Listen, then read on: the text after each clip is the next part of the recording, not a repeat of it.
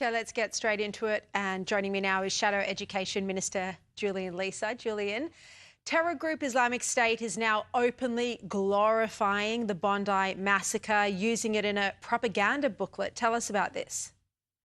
Well, this is an outrageous thing. Islamic State is basically saying to its supporters and followers around the world that there should be repeats of what happened in Bondi, and this is what they're going to do in Jerusalem. If anybody wants to know what globalising the Intifada looks like, this is exactly what it looks like.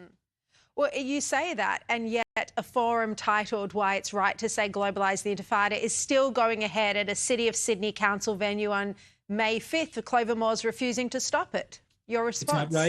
It's outrageous that a piece of property that's paid for by taxpayers is being let to an organisation who is calling for the murder of their fellow citizens. This is a massive failure of leadership.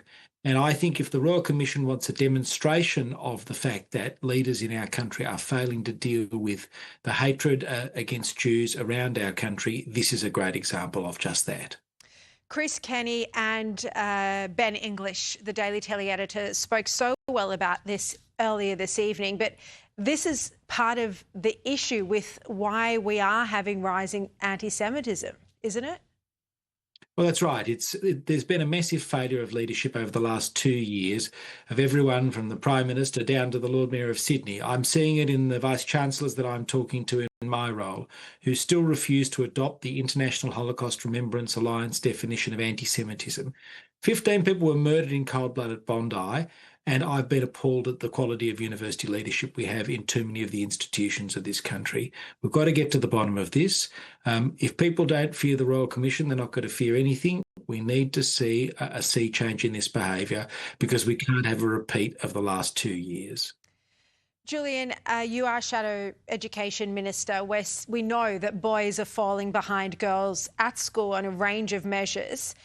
There's a new inquiry that aims to uncover the reason behind this. What do you actually want the inquiry to focus on?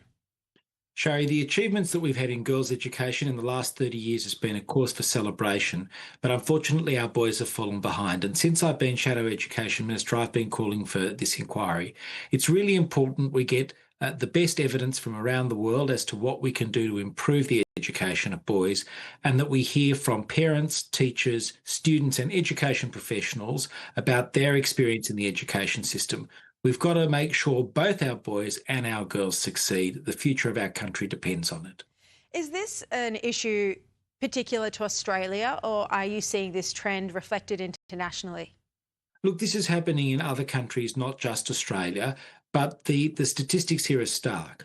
Boys start behind girls in every one of the NAPLAN tests other than numeracy in year 3, and by the time they're in year 9, they're 1 to 2 years behind where girls are. We see it in the dropout rates, 8% higher for boys than girls, and those going on to higher education or vet, again, it's lower. So there's real issues here, and if we don't tackle these issues, we're setting our country up for failure.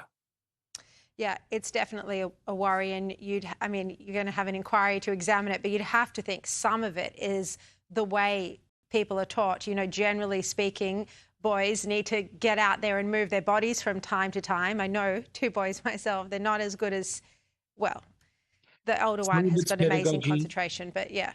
Some of it's pedagogy, some of it's curriculum, some of it, even some of the behavioural issues and discipline that we're seeing in our schools. All right, Julian Leeser, thank you so much for your time. And thank you, everyone, for your company this week. I'll see you Monday at